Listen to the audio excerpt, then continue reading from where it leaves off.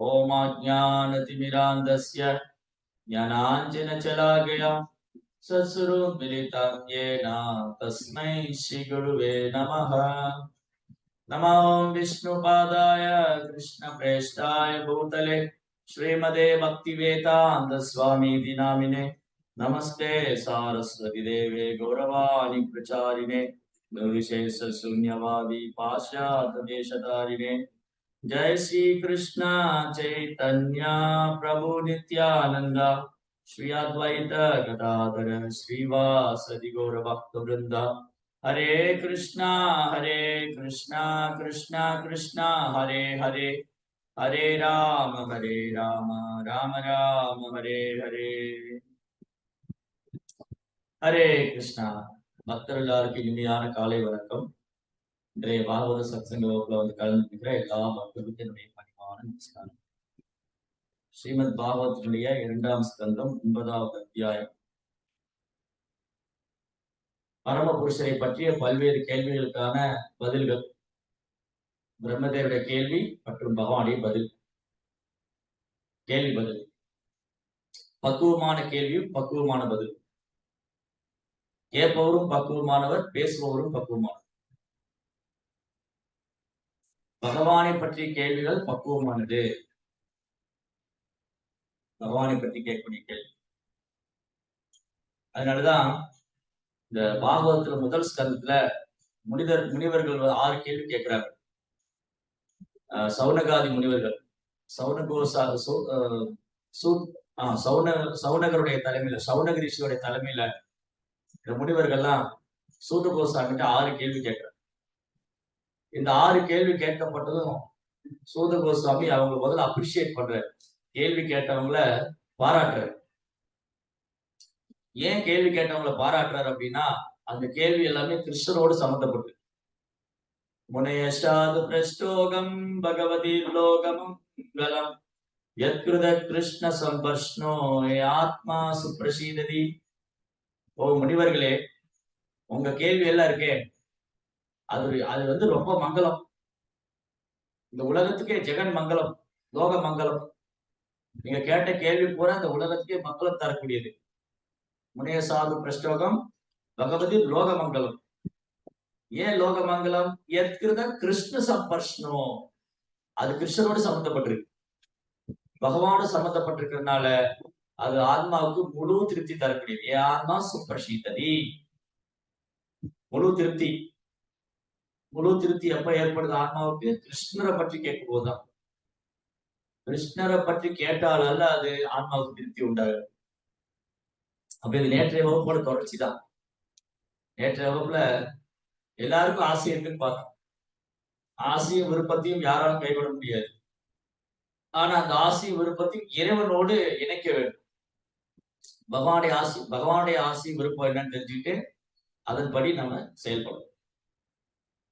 அப்ப இந்த பிரம்மதேவர் அப்பேற்பட்ட ஒரு பக்தரா இருக்காங்க. அவருக்கு பகவானுடைய விருப்பம் என்னன்னு தெரிஞ்சுக்கிட்டு அவர் இதயத்திலிருந்தே பகவான் காமிச்சு கொடுத்தார். தேனே பிரம்ம ஹிருதயாதி கவிய முக்கியந்தி சூரேக. பிரம்மாவுடைய இதயத்தில் இருந்து கொண்டே பகவான் அவருக்கு வேத ஞானத்தை போட்டுனதுனால இப்ப பிரம்மா வந்து ரொம்ப பணிவாக பகவானத்துல கேள்வி கேட்கிறார். பிரம்மாவுக்கு வந்து சுப்பீரியாரிட்டி காம்ப்ளெக்ஸ் இல்லைன்னு பார்த்தோம். உயர்வு மனப்பான்மை, superiority complex and inferior, 2 complex இருக்கு. ஒன்னு இன்ஃபீரியாரிட்டி காம்ப்ளெக்ஸ், இன்னொன்னு சுப்பீரியாரிட்டி காம்ப்ளெக்ஸ். தாழ்வு மனப்பான்மை, உயர்வு மனப்பான்மை. இந்த ஜட உலகத்துல இந்த 2 மனப்பான்மையும் என்ன சொல்லுவாங்க? ஒருத்தர் தன்னை உயர்வா பேசிக்கிட்டா அவருக்கு கர்வம் இருக்குவாங்க. இவருக்கு ரொம்ப அகங்காரம் பிடிச்சவன், ரொம்ப கர்வம் பிடிச்சவன். ஒருத்தர் ரொம்ப தாழ்த்திக்கிட்டா என்ன சொல்லுவாங்க? இவருக்கு வந்து இவரை பத்தி ஒண்ணுமே தெரியல, இவருடைய பலம் என்னன்னு தெரியாம தன்னை தாழ்த்திக்கிறாரு. நீங்க ஏங்க உங்களே நீங்க தாழ்த்திக்கிறீங்க? உங்களை தாழ்த்திக்காதீங்க இல்லையா? இந்த 2 காம்ப்ளெக்ஸ் இல்லையா? Superiority complex and inferiority complex. உயர்வு மனப்பான்மை, தாழ்வு. ஹரே கிருஷ்ணா. உயர்வு மனப்பான்மை, அப்புறம் தாழ்வு மனப்பான்மை. இந்த ஜட உலகத்துல யாரா தன்னை தாழ்த்தி கொண்டா என்ன சொல்லுவாங்க? ஏங்க நீங்களே உங்களை தாழ்த்திக்கிறீங்க? உங்களால முடியும், நீங்க பண்ணிடுவீங்க எல்லாம் அப்படின்னு நம்மளை உயர்த்தி விடுவாங்க. ஸ்க்ரூ பண்ணுவாங்க இல்லையா, ஏற்றி விடுவாங்க. நீங்கள தாழ்த்திக்காதீங்க, நீங்கள உயர்த்திக்கங்க உங்களை. ஆனா ஆன்மீக விஷயத்துல ஒரே மனப்பான்மை தான், தாழ்வு மனப்பான்மை. தன்னை வந்து கையாளாதவனாக, எனக்கு எந்த ஒரு சக்தியும் கிடையாது, எல்லாமே இறைவனுடைய அருளால் ஏற்படுகிறது, நான் எதுக்குமே உதவாதவன், இந்த எதுக்கும் உதவாத என்னை கிருஷ்ணர் ஒரு கருவியாக பயன்படுத்திக் கொள்கிறார். இந்த மனப்பான்மை தான் பிரம்மா கிட்ட இருந்து இருக்கு. படைப்பின் முதல் ஜீவாத்மா பகவானுக்கு பிரியமான பக்தர். பிரம்மா கிட்ட இந்த மனப்பான்மை இருக்கு. ஏன்னா பிரம்மாவுக்கு நான் தான் படைப்பின் கர்த்தாங்கிற கர்வம் இல்லை. ஓ, நான் தான் கிரியேட்டர், ஐ ஆம் த கிரியேட்டர், கிரியேஷன் வந்து என்னாலதான் நடக்குது அப்படிங்கிற பொய் கர்வம், பொய் அகங்காரம் பிரம்மாட்டு கிடையாது. அதனாலதான் பிரம்மா வந்து ரொம்ப பணிவோட பகவான்கிட்ட கேட்கிறாரு, ஓ எம்பெருமானி, நீங்க வந்து எனது விருப்பத்தை அன்புடன் நிறைவேற்ற வேண்டும் என்று நான் பிரார்த்திக்கிறேன். எனக்கு ஒரு விருப்பம் இருக்கு, அந்த விருப்பத்தை நீங்க தான் நிறைவேற்றணும். என்ன விருப்பம் அது? இந்த சிஸ்டிப்பு வந்து எப்படி பண்ணணும், அது பண்ணி எப்படி நான் உங்களை சந்தோஷப்படுத்தணும், நான் வந்து உங்க விருப்பத்தை நிறைவேற்றுவதற்காக தான் நான் இருக்கேன், அதான் என் விருப்பம். என்னுடைய விருப்பம் என்னது? இதுதான் ஒரு தூய பக்தருக்கான அடையாளம். ஒரு தூய பக்தர் என்ன பண்றாரு, அவருக்குன்னு சுயநலம், தனிப்பட்ட விருப்பம் கிடையாது. அவருக்கு பகவானுடைய விருப்பத்தை நிறைவேற்றணும். அப்ப அதுக்கு என்னை தகுதி உள்ளவனா நீங்க நினைச்சீங்க அப்படின்னா, தயவு செஞ்சு உங்களுடைய அந்த பௌதிகமான தோற்றம், ஓ கிருஷ்ணரே, உங்க உருவம் வந்து, ஓ பகவானே, உங்க உருவம் உன்னதமானது, பகவானுடைய ரூபம் சச்சிதானந்த விக்கிரகா, நித்தியமான அறிவு நிறைந்த ஆத்மீகமான ரூபம்.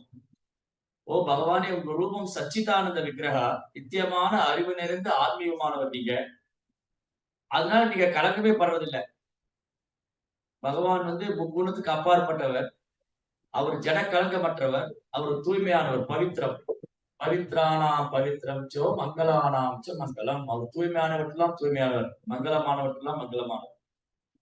அதனால பகவானுடைய ரூபம் என்னது? சச்சிதானந்த விக்கிரகா, நித்தியமான அறிவு நிறைந்த ஆத்மீகமான ரூபம். அப்படி இருக்கு உங்க ரூபம். பௌதிக உருவம் உங்களுக்கு இருப்பதில்லை. கிருஷ்ணருக்கு பௌதிக ரூபம், கிருஷ்ணனுடைய ரூபம் பௌதிகமானது அல்ல. நம்முடைய உருவத்தை போல அல்ல கிருஷ்ணனுடைய உருவம். சோ இங்க என்ன பிரச்சனை வருது அப்படின்னா, கிருஷ்ணர் யார் எப்படி பாக்குறாங்க? கிருஷ்ணர் யார் எப்படி பாக்குறாங்க? ஒரு சாதாரண மனிதன், அவரையும் ஒரு சாதாரண மனிதனா நினைக்கிறார். அறியாமையில் இருக்கிறவர், அறியாமையில் இருக்கக்கூடிய ஒரு சாதாரண மனிதன், மாயா சித்தானாம் நரதாரகேன, மாயினுடைய பிடியில் இருக்கிறவன், தன்னை இந்த உடல் கிராஸ் மெட்டீரியலிஸ்டிக் சொல்றார் ப்ரோப்பர். கிராஸ் மெட்டீரியலிஸ்டிக்னா ஜட உடலோடு தன்னை அடையாளப்படுத்திக் கொள்ளும். பாடிலி ஐடென்டிஃபிகேஷன் ஸ்ட்ராங்கா இருக்கு, வலுவா இருக்கு. நான் இந்த உடல்னு சொல்லி அதுல உறுதியா இருக்கு. நான் இந்த உடல்னு நினைச்சிட்டு இருக்கிறவங்க மாயையில் இருக்காங்க. தன்னை இந்த உடலோடு நினைக்கிறோம் மாயை. மாயா சித்தானா நரதாரகேன, அவங்களுக்கு கிருஷ்ணர் ஒரு சாதாரண மனுஷன் நினைக்கிறாங்க. அதான் அவஜானந்தி மாமுடா மானுஷி தர்மாஸ்திரம். சோ அறியாமையில் இருக்கிறவங்க, மாயையில் இருக்கிறவங்க, ஒரு சாதாரண மாயைக்கு இருக்கிற ஜீவராசி, மாயையில மாட்டிட்டு இருக்கிற ஜீவராசி, அறியாமையில் இருக்கிற ஜீவராசி கிருஷ்ணரை ஒரு சாதாரண மனிதனா நினைக்கிறார். என்ன, கிருஷ்ணருக்கு என்ன மாதிரி 2 கை 2 கால் தானே, அவரு இந்த பூமியில பிறந்தாரு, அவர் கடவுள்னா ஏன் பிறப்பெடுக்கணும், அப்புறம் அவர் இறக்கணும், இப்படி எல்லாம் நினைக்கிறாங்க. அவரே கல்யாணம் பண்ணணும், அவரே குழந்தைகள் பெற்றுக்கணும், அவரே ஒரு சாதாரண மனிதனை போல செயல் பண்ணணும் அப்படின்னு கிருஷ்ணருடைய செயல்களை புரிந்து கொள்ள முடியாத பகவானுடைய செயல் வந்து எப்படி? ஜென்ம கர்ம சமே திவ்யம் ஏவம் யோ வேதி தத்மதா. ஜென்மா பிறப்பு, கர்மா செயல், கிருஷ்ணாவுடைய பிறப்பு செயல் தான் திவ்யமானது. ஜென்ம கர்ம சமே திவ்யம். இத வந்து ஒரு மாயில் இருக்கிற மக்களால் புரிஞ்சுக்க முடியும், அறியாமையில் இருக்கிறவங்க. மாயா சித்தானாம் நரதாரகேன. சோ அறியாமையில் இருக்கிறவங்க கிருஷ்ணனுடைய உடலை ஒரு பௌதிகமானதுன்னு நினைக்கிறாங்க. தென் பிரம்மவாதி என்ன நினைக்கிறாங்க, யுத்தம் பிரம்ம சுகானுபூத்தியா. பிரம்மவாதி கடவுள் ஒரு பிரம்மம் நினைக்கிறார், கடவுள ஒரு பிரம்மம் நினைக்கிறார். யுத்தம் பிரம்ம சுகானுபூத்தியா, அந்த பிரம்மத்துக்கு உருவம் கிடையாது, அந்த பிரம்மத்துல இருந்து எல்லாம் வந்தது. சர்வம் கலோ ஐதம் பிரம்மம், எல்லாம் பிரம்மத்துல இருந்து வந்தது. அகம் பிரம்மாஸ்மி, நானும் பிரம்மன் தான். சோ இப்போ நான் இந்த உடல் எடுத்துட்டு இருக்கேன், நான் இந்த உடலை விட்டு நான் பிரம்மங்கிறது உணர்ந்துட்டேன்னா இந்த உடலை விட்டா நானும் அந்த பிரம்மம் ஒன்னாயிடுவோம். அதுக்கப்புறம் அந்த பிரம்ம வேற, இந்த பிரம்ம வேற, எல்லாம் ஒரே பிரம்மம். சர்வம் கலோ ஐதம் பிரம்மம், எல்லாம் பிரம்மத்துல இருந்து வந்தது, எல்லாம் பிரம்மத்திலேயே முடிஞ்சு போச்சு. சோ பிரம்மவாதி என்ன நினைக்கிறாரு, கிருஷ்ணரை வந்து ஒரு பிரம்மம் நினைக்கிறார். அவருக்கு நாலேஜ் இல்ல, அவருக்கு அவருடைய அறிவு வந்து மாயா அபகிருத ஞானம். படிச்சிருக்காங்க, உபநிஷத்துகள் படிக்கிறாங்க, வேதங்கள் படிக்கிறாங்க, புராணங்கள் படிக்கிறாங்க. அவங்க அறிவை மாயை அபகரிச்சு போயிடுச்சு. அவங்க என்ன நினைக்கிறாங்க, கடவுள் வந்து ஒரு பிரம்மம், பிரம்ம ஜோதி. ஆனா அவங்களுக்கு தெரியல. கிருஷ்ணன் சொல்றாரு பிரம்மனோகி பிரதிஷ்டாகம், அந்த பிரம்மத்துக்கும் நான் தான் ஆதாரம், அந்த பிரம்மத்துக்கும் நான் தான் ஆதாரம். சோ இது ஏற்க மறுக்கிற பிரம்மவாதி கடவுளை ஒரு பிரம்மமா நினைக்கிறார், கடவுளை ஒரு பிரம்மமா நினைக்கிறார். நாத்திகவாதி கடவுளை இல்லைன்னு சொல்றாரு. நாத்திகவாதி கடவுளே கிடையாது. பிரம்மவாதி கடவுளுக்கு ரூபம் கிடையாது. ஆரூபவாதி, ஆரூபம், உருவம் ஆரூபம், அருவாவாதி. அருவாவாதி என்ன நினைக்கிறாரு, கடவுளுக்கு கை கிடையாது, தலை கிடையாது, கால் கிடையாது, அவர் அருவமானவர். ஆ ரூபம், ரூபம் இல்ல, ஆர் ரூபம், ஆ ரூபம்னா ரூபம் இல்ல, அருவவாதி. மாயாவாதி, மாயாவாதி என்ன நினைக்கிறாரு, கடவுள் வந்து ஒரு பௌதிகமான உடல் எடுத்துக்கிறாரு. அந்த பிரம்மம் இருக்கு, ஆமா பிரம்மம் இருக்கு. பிரம்மம் நித்தியமானது, ஆமா பிரம்மம் நித்தியமானது. பிரம்மம் அழிவற்றது, ஆமா பிரம்மம் அழிவற்றது. பிரம்மம் ஆன்மீகமானது, ஆமா பிரம்மம் ஆன்மீகமானது. அந்த பிரம்மம் இருக்கா, இருக்கு. அந்த பூமியில வந்துதா, வந்தது. அது நம்மள மாதிரி ஒரு உருவம் எடுத்துருச்சு. அதுக்கப்புறம் நம்மள மாதிரி செயல் பண்ணிச்சு. அப்புறம் அந்த உடலை விட்டு அது பிரம்மம் ஆயிடுது. அப்போ பகவானுடைய ரூபத்தை பௌதிகமானது நினைக்கிறவங்க மாயாவாதி. அதனாலதான் மாயாவாதி கிருஷ்ண அபராதி. மாயாவாதி கிருஷ்ண அபராதி. மாயாவாதி என்ன அபராதம் பண்றாரு, கிருஷ்ணருடைய உடலை பௌதிகமானது நினைக்கிறார். ஆனா கிருஷ்ணருடைய உடல் சச்சிதானந்த விக்கிரக, நித்தியமான அறிவு நிறைந்த ஆனந்தமான ரூபம். பிரபுபாதர் ரொம்ப அழகா சொல்லுவார். பிரபுபாதர் என்ன சொல்லுவாரு, கடவுளுக்கு உருவம் இல்ல அப்படின்னு யாராவது சொன்னா, ஆமா கடவுளுக்கு உருவம் இல்ல, எல்லாம் அப்படி ஷாக் ஆயிட்டார்.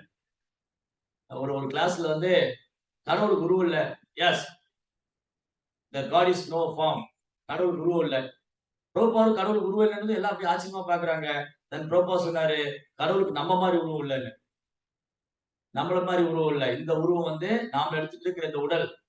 கடவுளுக்கு உடல் இல்லை அப்படின்னா, உருவம் இல்லைன்னா அது என்னை போல உடல் அல்ல, என்னை போல உருவம் அல்ல.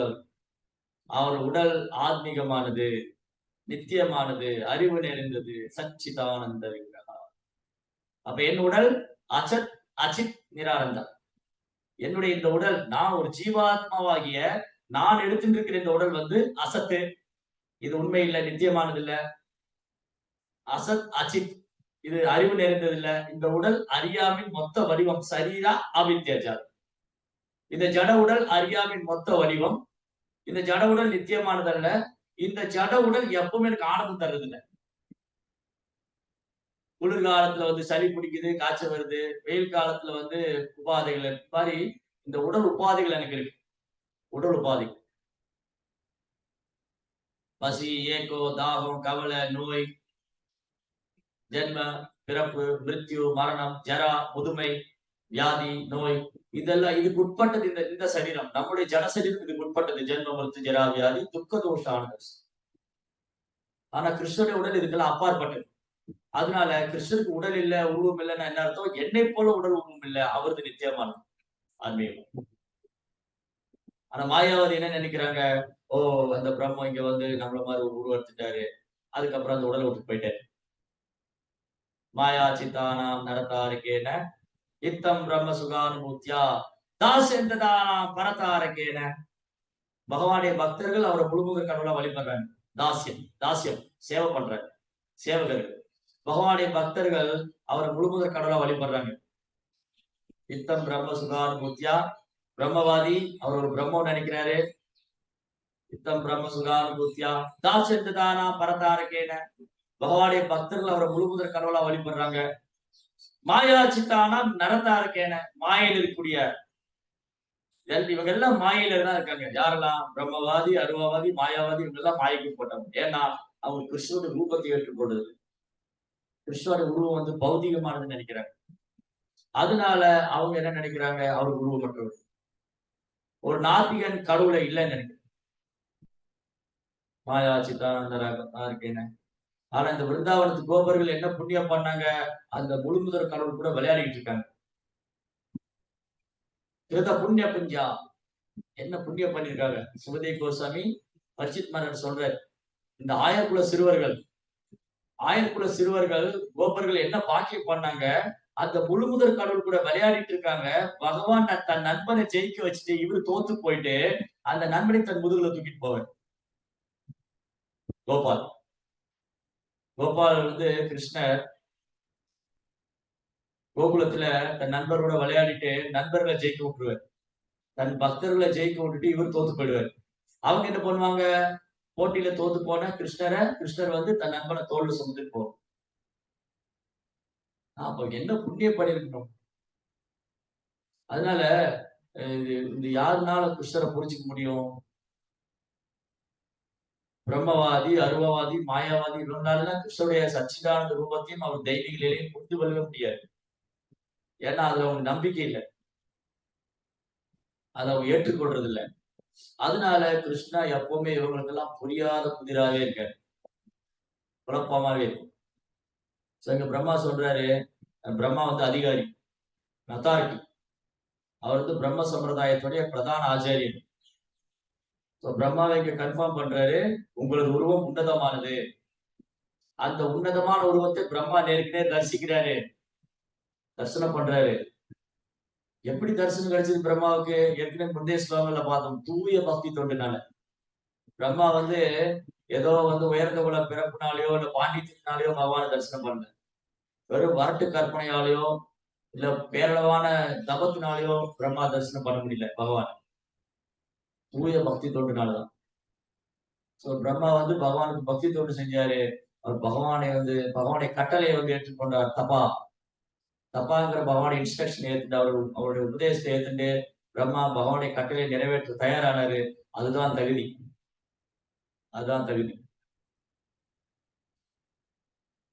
கிருஷ்ணரை புரிஞ்சுக்கிறதுக்கான தகுதி என்னன்னா, முதல்ல பக்தராக பகவானை புரிஞ்சுக்க முடியாது. சயவாய மயா தேக்தியா யோகோ புரோக்த புராதனா பக்தோசி சகாசேதி ரகசியம் கேதோத்தமம். இந்த ரகசியம்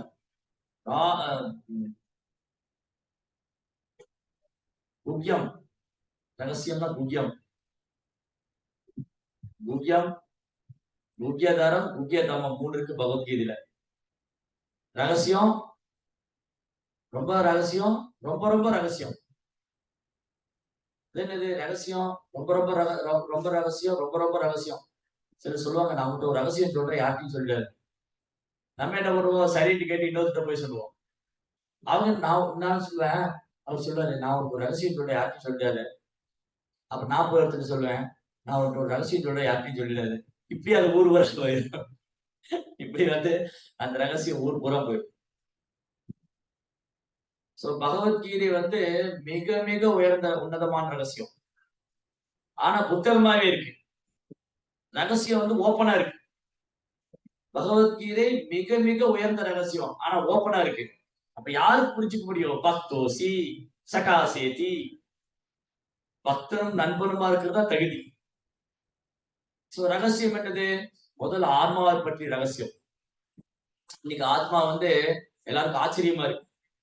இல்ல பகவத்ல ஒரு ஸ்லோகம் இருக்கு, ஆச்சரியம். எல்லாரும் ஆத்மாவை ஆச்சரியமா பாக்குறாங்க, ஆச்சரியமா கேட்கிறாங்க, ஆச்சரியமா விசாரிக்கிறாங்க. ஓ அப்படி ஒண்ணு இருக்கா? ஆத்மான்னு ஒண்ணு இருக்கா? அது எப்படி இருக்கும்? அது எங்க இருக்கும்? அது என்ன பண்ணிட்டு இருக்கு? இது ரகசியம், சீக்ரெட். ஆத்மா உணர்றது ரகசியம். அதுக்கப்புறம் பரமாத்மா, அது இன்னும் உயர்ந்த ரகசியம். முதல்ல ஆத்மா பற்றி ரகசியம் தெரிஞ்சுக்கணும், அதுக்கப்புறம் பரமாத்மா பற்றி ரகசியம். அதுக்கப்புறம் ஆன்மாவுக்கும் பரமாத்மாவுக்குள்ள பக்தி தொண்டு, அது most confidential knowledge. Knowledge, confidential knowledge, most confidential knowledge. அறிவு, ரகசியமான அறிவு, மிகவும் ரகசியமான அறிவு. அப்ப பகவத்கீதை எத்தனாவது அத்தியாயம் மிகவும் ரகசியமான அறிவு? 9th chapter. Bhagavad Gita 9th chapter is most confidential knowledge. Bhagavad Gita second chapter confidential knowledge. Bhagavad Gita 2வது அத்தியாயம் சாங்கிய தத்துவம். அது ஆத்மா பற்றி, ஆத்ம தத்துவம், ரகசியமான அறிவு. பகவத்கீதை 2வது அத்தியாயம் ரகசியமான அறிவு, ஆத்மா பற்றி தத்துவம். அதுக்கப்புறம் வரக்கூடிய அத்தியாயம் பரமாத்மா பற்றி இருக்கு. 9th சாப்டர் 9வது அத்தியாயம் வரும்போது தட் இஸ் மோஸ்ட் கான்பிடென்ஷியல், மிகவும் ரகசியமான அறிவு. அது ஜீவாத்மாவுக்கு பரமாத்மா ரிலேஷன்ஷிப், பக்தி தொண்டை பத்தி சொல்லும், தூய பக்தி தொண்டை. அதனால இந்த விஷயங்கள்லாம் கிருஷ்ணர் சொல்றாரு, அர்ஜுனா அது இந்த ரகசியம் உன்னால எப்படி புரிஞ்சுக்க முடியும்னா, நீ என் பக்தனா இருக்கிறதுனால புரிஞ்சுக்க முடியும். அதனால உனக்கு சொல்றேன். இது எப்பவுமே நான் பேசிக்கிட்டு தான் இருக்கேன். இந்த ரகசியம், இந்த ராஜ வித்யா, இந்த பகவத்கீதை சூரிய தேவன் காலத்துல இருந்து நான் பேசிட்டு இருக்கேன். இமம் பகஸ்வதே யோகம் புரோக்தவான் அகம் அப்யயம் விபஸ்வான் மனுகே பிராக மனுக்காக பிரவீன். அர்ஜுனா, இந்த பகவத்கீதை நான் பல ஆயிரம் கோடி வருஷத்துக்கு முன்னாடி சூரிய தேவனுக்கு சொன்னேன். அது எப்படி சூரிய தேவன் கிருஷ்ணன் சொல்லியிருப்பாரு பல ஆயிரம் கோடி வருஷத்துக்கு முன்னாடி? இதுதான் அர்ஜுனுக்கு சந்தேகம். ஆக்சுவலி பிரபுபா என்ன சொல்றாரு, இது அர்ஜுனனுக்கான சந்தேகம் அல்ல, பின்னாடி நம்மள மாதிரி முட்டாள்கள் பகவத்கீதை படிப்போம் இல்லையா, அவங்களுக்கு தெளிவுபடுத்துறதுக்காக. எப்படி அது? கிருஷ்ணரும் நானும் ஒரே நண்பர்கள், நாங்க துவாபரயுகத்துல இருக்கோம்.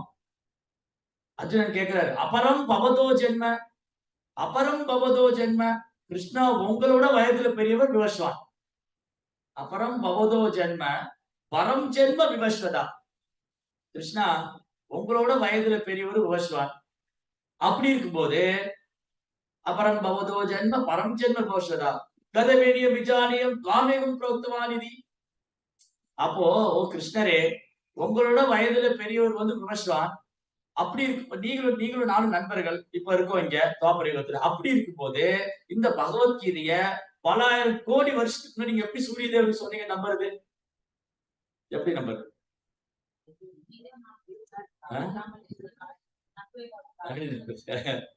கிருஷ்ணர் என்ன சொல்றாரு?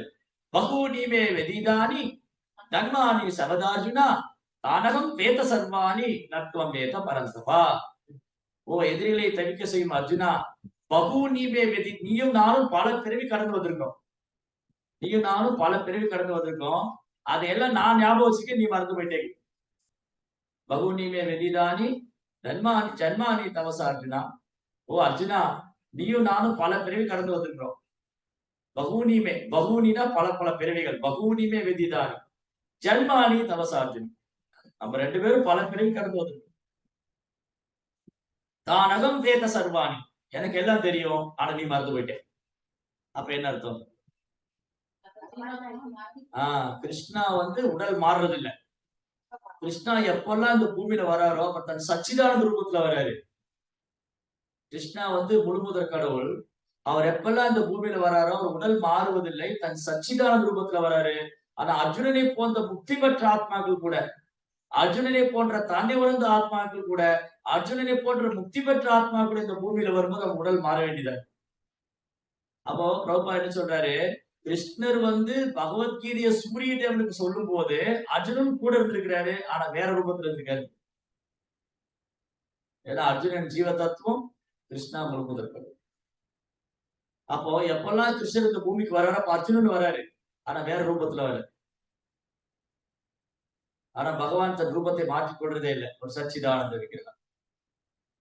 சோ இப்படி நினைவு கேட்டாத காலத்துக்கு முன்பே பகவத்கீதை கிருஷ்ண சூரிய தேவனுக்கு சொல்லியிருக்காரு. அது அப்படியே பரம்பரை மூலமா இருந்தது. ஏவம் பரம்பரா பிராப்தம் இவம் ராஜர்ஷியோ விது. வெறும் ராஜ ரிஷிகள் மன்னர்களால பின்பற்றப்பட்டு, ஏன் மன்னருக்கு உபதேசிக்கப்பட்டது? மன்னன் முட்டாளா இருந்தா பிரஜைகள் முட்டாளாயிடுவாங்க, முட்டாளாதான் இருப்பாங்க. மன்னன் புத்திசாலியா இருந்தா பிரஜைகளும் புத்திசாலியா நடந்துக்குவாங்க. யதா ராஜா ததா பிரஜா. மன்னன் எவ்வளியோ மக்கள் எவ்வளி. அதனால இந்த பகவத்கீதை சயின்ஸ், இந்த பகவத்கீதை விஞ்ஞானம் பல ஆயிரம் கோடி வருஷத்துக்கு முன்னாடி சூரிய தேவன் சொல்றது அப்படி பரம்பரை பரம்பரையா இமம் விவஸ்வதே யோகம் பிராப்தவான் அகம் விவஸ்வான் மனுவே பிராக மனு காவ பிரவீன் விவஸ்வான் வைவஸ்து மனு, அப்புறம் வந்து சுவாகு மகராஜ், அப்புறம் அம்சுமான் திலீபன் தசரதன் இப்படி இறங்கி வந்து சகாலே நேக மகதா ஏவம் பரம்பரா இந்த மாதிரி பரம்பரை மூலமா வந்து காலப்போக்கில் நின்று போச்சு. சகாலே நேக மகதா யோகோ நஷ்ட பரந்தபா. ஓ எதிரிகளை தவிக்க செய்யும் அர்ஜுனா பரந்தவனே, அது அப்படியே இறங்கி வந்து காலப்போக்கில் நின்று போயிடுது. இது திரும்ப நான் கொண்டு வரணும்னு நினைக்கிறேன். அதனால நான் உன்னை செலக்ட் பண்ணிருக்கேன். நான் ஏன் உன்னை செலக்ட் பண்ணேன்? பக்தோசி சகாசேதி, நீ என் பக்தனும் நண்பனுமா இருக்கிறதுனால உன்னால இதை புரிஞ்சுக்க முடியும். அவ பக்தர் அல்லாதவங்கனால பகவானுடைய செயலை புரிந்து கொள்ள முடியாது. பகவானுடைய பிறப்பு, அவர் லீலைகள், அவர் செயல்கள்லாம் ஒரே குழப்பமா இருக்கு. என்னடா கிருஷ்ணர் மறைஞ்சா இருக்கிறாரு, கிருஷ்ணர் இருக்காருங்கிறாங்க, கிருஷ்ணருடைய ஆன்மா இருக்குங்கிறாங்க, ஒரே குழப்பமா இருக்கு. ஏதோ வேடன் அம்பு விட்டான்னு வேற சொல்றாங்க. குழப்பம்தான். பக்தி இல்லாதவங்க கிருஷ்ணருடைய செயல் குழப்பத்தை தான் விளைவிக்கும். கிருஷ்ணன் இருக்காரா இல்லையா? கிருஷ்ணர் உண்மையை மறைஞ்சு போயிட்டாரா? இல்ல வேடன் அம்பு விட்டு அவர் இறந்து போனாரா? அவர் ஆன்மா ஏதோ இங்க ஜெகநாதக்குள்ள இருக்குங்கிறாங்களே. சோ மெனி கன்ஃபியூஷன்ஸ், எக்கச்சக்க குழப்பம். ஆனா பக்தர்களுக்கு தெரியும் கிருஷ்ணா வந்து நித்திய லீலா, அவருடைய நித்தியமா நிலையில பண்ணிட்டே இருக்காரு. அவர் உடல் மாறுறதும் இல்ல, அவர் உடலுக்கு அழிவு ஏற்படுவதும் இல்ல, அவருக்கு நஷ்டப்படுறதும் இல்ல. அவர் எப்பவுமே உன்னதமான, அதான் இங்க பிரம்மா சொல்றாரு, உங்களது உன்னதமான உருவம், உங்களது உருவம் உன்னதமானது, கிருஷ்ணாவுடைய உருவம் உன்னதமானது. அப்புறம் எதுக்கு இப்படி எல்லாம் நடக்குது? வேடன் அம்பு விட்டு போற மாதிரி மாயாவாதிங்க, அருவாவாதிங்க, நாத்திகர்கள் எல்லாம் குழப்பறதா. இவன் ஒரே குழப்பமா இருக்கும். ஓ பாத்தீங்களா, அந்த வேடன் அம்பு போட்டு, ஆமா நீ ஒரு நீ நாத்திகவாதி தானே, அப்படியே வச்சுக்கோ. நீ மாயாவாதியா, சரி நீ அப்படியே வச்சுக்கோ. நீ நம்ப வேண்டாம் போ. கடவுள் உருவல நினைக்கிறியா, சரி வச்சுக்கோ, எழுதுப்போ சொல்லிக்கோ. கடவுளோட உருவம் பௌதிகமானதா, சரி அப்படியே சொல்லிக்கோ. இப்படி அவங்க குழப்பத்திலேயே ஆழ்த்தி விட்டுறாரு. கிருஷ்ணா என்ன பண்றாரு, அவங்க குழப்பத்துல ஆழ்த்தி. அதே சமயம் பக்தர்களுக்கு தெரியும் பகவான் தன் லீலையை முடிச்சுட்டு தன்னுடைய நித்தியமான லீலையில செய்துட்டு இருக்காரு. ஆன்மீக லோகத்துல போய் நித்தியமான லீலையில பண்றாரு. இப்போ வேற கிரகத்துல பகவான் லீலை பண்ணிட்டு இருக்காரு. பகவான் லீலை நித்தியமானது. கோடான கோடி ஜீவாத்மாக்கள், கோடான கோடி பிரபஞ்சங்கள், பிரம்மாண்டங்கள் இருக்கு. அதுல பகவான் நித்தியமா லீலை பண்ணிக்கிட்டே இருக்காரு. ராம லீலை, நரசிங்க லீலை, வராக லீலை, லீலை நடந்துட்டே தான் இருக்கு. லீலா வந்து நான் ஸ்டாப், நான் ஸ்டாப்பா ஓயாம நடந்துட்டு பகவான் லீலை. ஏன்னா இந்த ஜட உலகம் முழுவதும் ஜீவாத்மாக்கள் நிறைஞ்சிருக்காங்க. நேற்று நம்ம பேர் பார்த்துட்டு இருந்தோம். இந்த ஜீவாத்மாக்களை காப்பாத்துறதுதான் பகவானுடைய ஒரே நோக்கமா இருக்கு. ஜீவாத்மாவை எப்படியா நான் பிறப்பிறப்பு விடுவிக்கணும், அறியாமை இருந்து விடுவிக்கணும். இவங்க என்கிட்ட திருப்பி வர மாட்டாங்களா? கிருஷ்ணாவுடைய ஆசை. கிருஷ்ணாவுக்கு ஆசை இருக்கு. கிருஷ்ணா என்னங்க, கடவுளுக்கு என்னங்க ஆசை? அவருக்குதான் எல்லாமே இருக்கு. அவருக்கு என்னங்க ஆசை? இந்த ஜீவாத்மா என்கிட்ட திருப்பி வந்துட மாட்டான்னு ஆசைப்படுறாரு. அப்படின்னா அவர் உலகத்துல சேவை பண்ண ஆளே இல்லையா? எங்க உலகத்துல யாருமே இல்ல, எல்லாரும் வாங்க வாங்க ஐயா சாமி என்கிட்ட வந்து சேவை பண்ணுங்க. அந்த மாதிரி இல்ல. கிருஷ்ணாவோட உலகத்துல சேவை பண்றதுக்கு அவருக்கு லக்ஷ்மி சகசர சத சம்பிரமசி, கோடிக்கணக்கான லட்சுமிகள், ஆயிரக்கணக்கான லட்சுமிகள் அங்க பகவான் சார். இருந்தாலும் கிருஷ்ணா ரொம்ப கருமையோட நமக்கெல்லாம் அழைப்பு விடுக்கிறார். சோ இங்க பிரம்மா சொல்றாரு, உங்க உன்னதமான உருவம் உன்னதமானது, பௌதி உருவம் உங்களுக்கு இருந்ததே இல்லை, பௌதி உருவமே உங்களுக்கு கிடையாது. அப்படி இருக்கு பட்சத்துல அந்த மாதிரி ஒரு மெட்டீரியல் ஃபார்ம் நீங்க அசெப்ட் பண்ணிக்கிறீங்க. அதான் விராட் ரூபம், பகவானுடைய இந்த விராட புருஷன் விஸ்வரூபம். அதுக்குள்ள எல்லாமே அடங்கி இருக்கு. அதை பத்தி தயவுசெய்து நான் தெரிஞ்சுக்க ஆசைப்படுறேன்.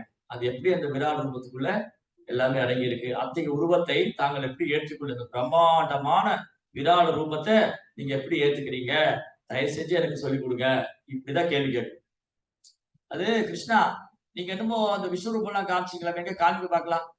அப்படிலாம் இல்ல, நம்மள ரெக்வஸ்ட் பண்ணும். ஓ பிரபு, நீங்க வந்து சச்சிதானந்தம், நீங்க உத்தமமானவர், உன்னதமானவர்.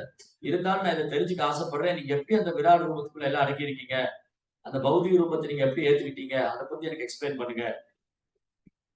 எவ்வளவு பணிவு தெரியும். தயவு செஞ்சு சொல்றீங்களா? யதாத்மமாயா யோகேன நானாசக்தி உபக்திம் விலும்பன் விசுஜன் பிருணன் விப்ரத் ஆத்மானமாத்மனா. மேலும் பல்வேறு பொருட்களின் சேர்க்கை மூலமாகவும் மாற்றத்தின் மூலமாகவும் தாங்கள் எப்படி அழிக்கவும் உற்பத்தி செய்யவும் ஏற்கவும் மற்றும் பராமரிக்கவும் பலதரப்பட்ட சக்திகளை வெளிப்படுத்துகிறீர்கள், தயவு செஞ்சு என்னிடம் தெரிவிக்கவும்.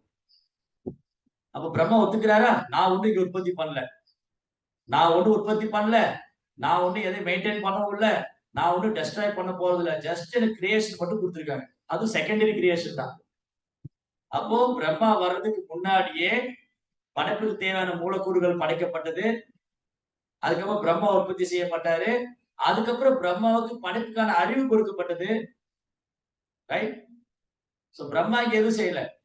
எர்ணிகசிபு முட்டாள் நினைச்சுக்கிறாங்க பிரம்மா தான் எல்லாம் பண்ணாரு. அதனாலதான் பிரம்மா பின்னாடி ஓடுவாங்க, வர கொடுங்க வர கொடுங்க. இந்த அசுரர்கள் எர்ணிகசிபு மாதிரி உள்ளவங்க அசுரத்தன்மை வாய்ந்தவங்க ஏன் தேவர் பின்னாடி ஓடுவாங்க?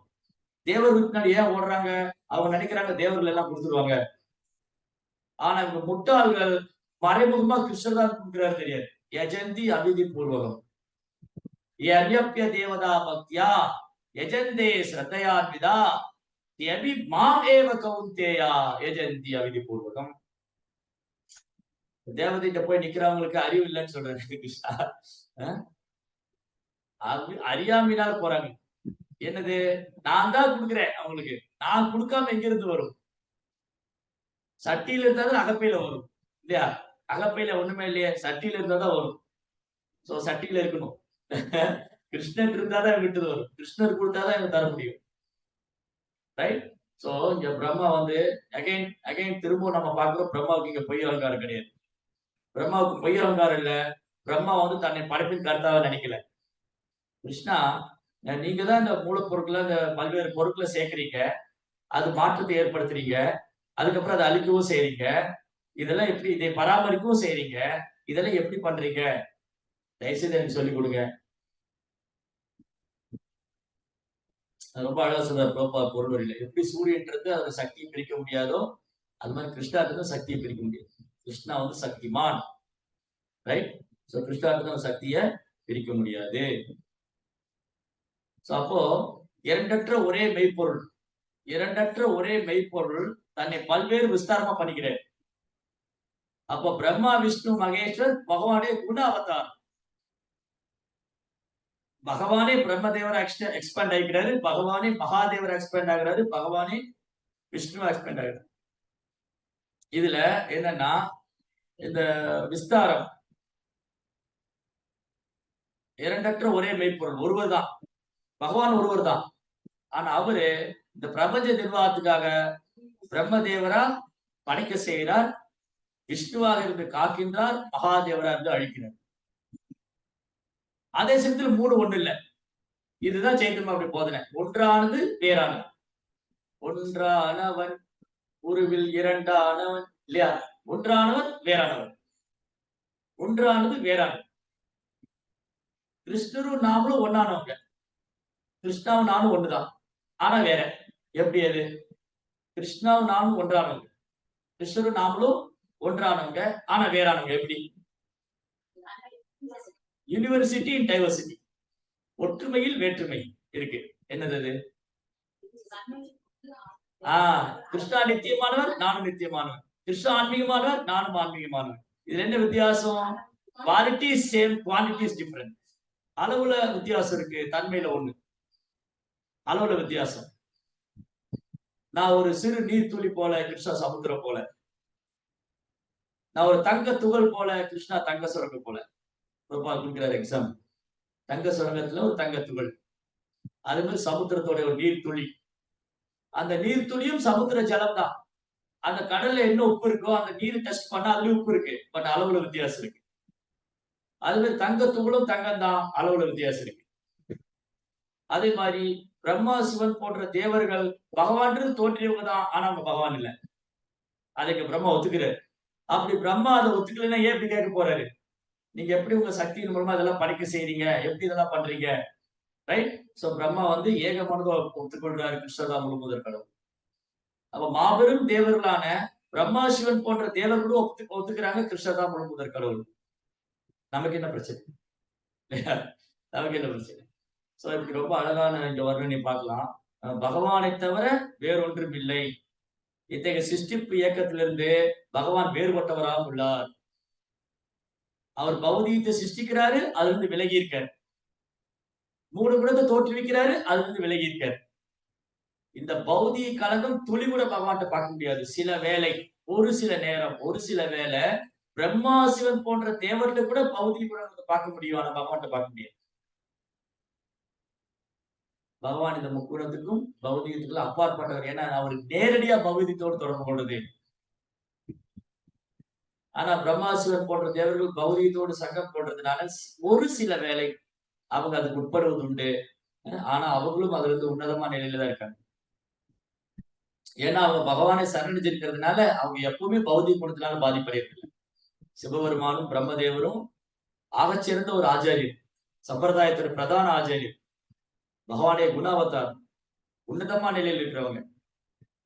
ஆனாலும் அப்பேற்பட்டவங்க கூட பகவான் நிகராக முடியாது. எஸ்து நாராயணம் தெய்வம் பிரம்ம ருத்ராதி தெய்வத சமத்ருத்தேன திருப்தேன சப்பாசண்டி பவேத்னா. யார் வந்து பிரம்மா சிவன் போன்ற மாபெரும் தேவர்களை கூட பகவானுக்கு நிகரா நினைக்கிறாரோ அவர் நாத்திகன் பாஷன். அதனால பிரம்மா சிவன் போன்ற தேவர் கூட பகவான் கிட்ட வர முடியாது.